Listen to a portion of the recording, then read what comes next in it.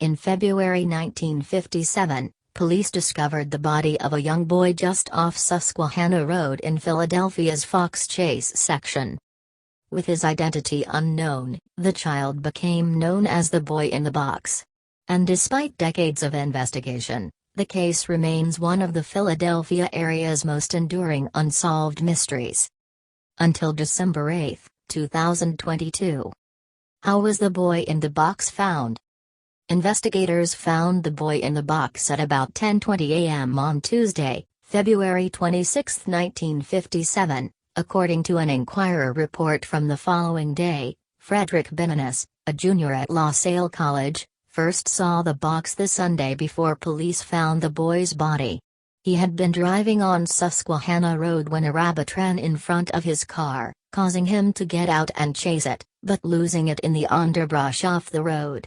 There, he noticed several unset muskrat traps, and decided to set them to see what happened.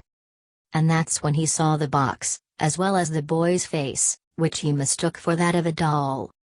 Benanis returned the next day, finding the traps untouched, and again ignored the box. But the following morning, February 25, he heard a report about a missing girl from Belmore, New Jersey, and realized that maybe the figure in the box wasn't a doll, but a child's body. He contacted police, and was never considered a suspect in the case. He passed a lie detector test, Kelly told the Enquirer. But Benanis wasn't the first person to see the body. High school student John Powell Rosnick, then 18, spotted it a day or two before Benanis, according to an Enquirer report almost a month after the story broke. He never went to police, and investigators didn't find him until much later. He tells us he was so startled and scared he was afraid to mention it even to his parents, Kelly told the Enquirer. Let's get back to the day police find the body. His nude body was wrapped in a torn blanket emblazoned with something resembling a Navajo Indian design. It had been recently laundered. The box itself, investigators found, was the packaging from a bassinet sold just before Christmas at a JCPenney store formerly on 69th Street in Upper Darby. The boy, police said, was a very nice-looking child, and was slender and thin-faced, weighing 35 to 40 pounds. He had been apparently molested and beaten by a sadist, his head, legs, and arms bearing significant bruising. Investigators later determined that the beating had ultimately killed him. His dark brown hair was shorn into a crude sort of crew cut, almost homemade, or the type that might be given to a child living in an orphanage or foster home, Chief Inspector John J. Kelly said. Hair covered his body, indicating the haircut was likely done shortly before or directly after he was killed to confuse his identity, Kelly later told the Enquirer. During an autopsy, authorities found that the boy had a full set of baby teeth, and still had his tonsils. There was no evidence of bone fractures or past surgeries. His finger and toenails were clean and clipped.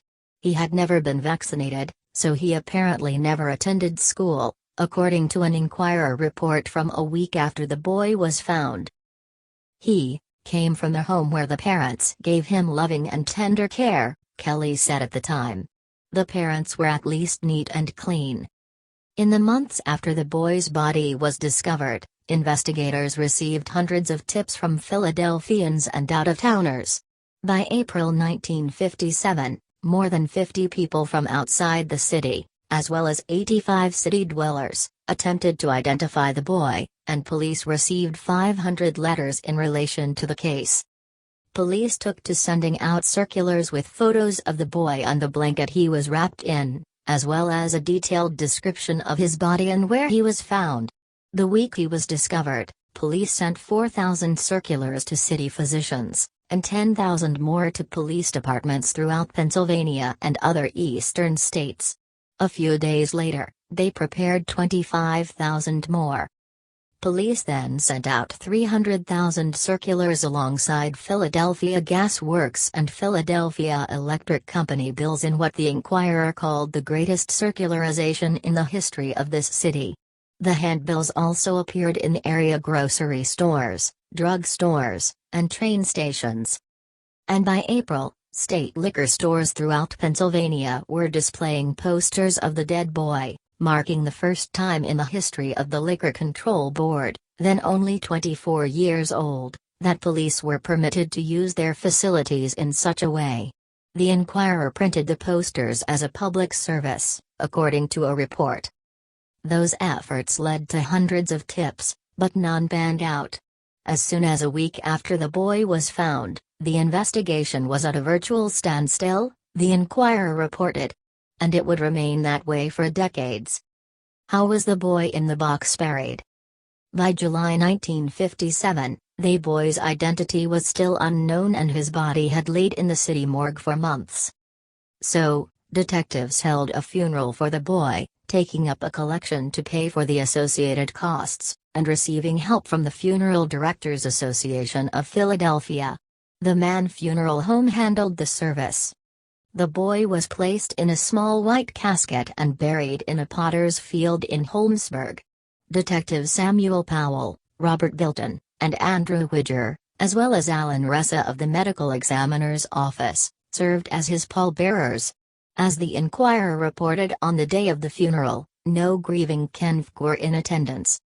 Captain Warren F. Guthrie Eel, chaplain of the 4th Naval District, spoke, remarking that in this city of brotherly love, they were unwilling to have the boy buried without appropriate service. A marker for the boy's grave was later installed at his burial site. It read, "Heavenly Father, bless this unknown boy." For years, it was the only plot with a marker in the burial ground, which was typically used as a graveyard for executed prisoners, unidentified bodies, and body parts, the Enquirer reported in 1998. The boy lay in his initial grave for 41 years before his body was exhumed in November 1998. Investigators dug him up to perform DNA testing on a tooth, but it's not clear if the testing was successful or led to any additional information. After the DNA testing, the boy was reburied in Ivy Hill Cemetery in Mount Airy. The Vidocq Society, an association of professional sleuths who work on unsolved cases, covered the costs of the boy's second burial, and Craig Mann of Mann Funeral Home, whose father handled the first burial, did the reburial, and even donated a casket. Ivy Hill Cemetery donated the gravesite, the Enquirer reported. Advertisement.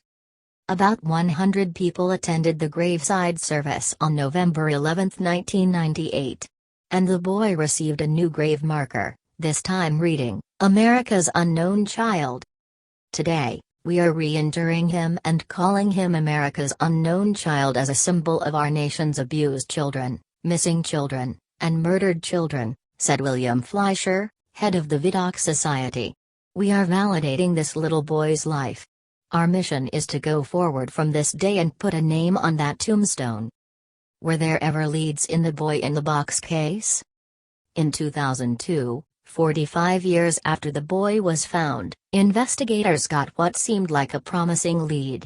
An Ohio-based psychiatrist told Philadelphia authorities that a patient known under the pseudonym Mary claimed that her mother and father purchased the unknown boy from a human trafficking ring in Kensington, according to a 2017 Enquirer report. Vidocq Society members traveled to Cincinnati, where the woman resided, and spoke with her and the psychiatrist, the Daily News reported in 2002. The boy, the woman said, was physically and sexually abused, and malnourished for months before his death. His name, she said, was Jonathan. One day in 1957, the woman's mother was struggling to bathe the boy, and beat him to death, the woman claimed. She had told the psychiatrist that she accompanied her mother to the spot where the boy was found, and watched her wrap him in a blanket and place his body in a cardboard box. Investigators, however, were unable to conclusively verify what Mary told them. And she later refused to cooperate in the case, the Enquirer reported in 2017. Her real name was leaked in the media, and she stopped talking. Ultimately, she reportedly left the country. The Vidocq Society's Fleischer, though, told the Enquirer in 2017 that he believed the woman and her doctor were telling the truth. Even if she studied the case, Fleischer told the Inquirer that year, her testimony checked out to such a degree that he put the odds at 8,000 to 1 that she's lying. But still, nothing conclusive emerged. And now, with Philadelphia police set to release the boy's identity, some sort of conclusion appears to be on the horizon.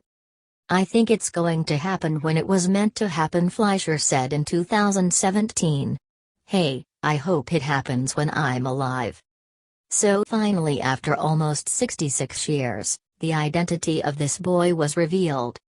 December 8, 2022, the boy was publicly identified during a press conference held by Philadelphia Police Department. Authorities identified the boy through detective work and DNA analysis. Now our lad is no longer that boy in the box. He has a name: Joseph Augustus Zarelli. Well, this was the end of this case. What do you think about it? If you enjoyed this video, please subscribe to the channel.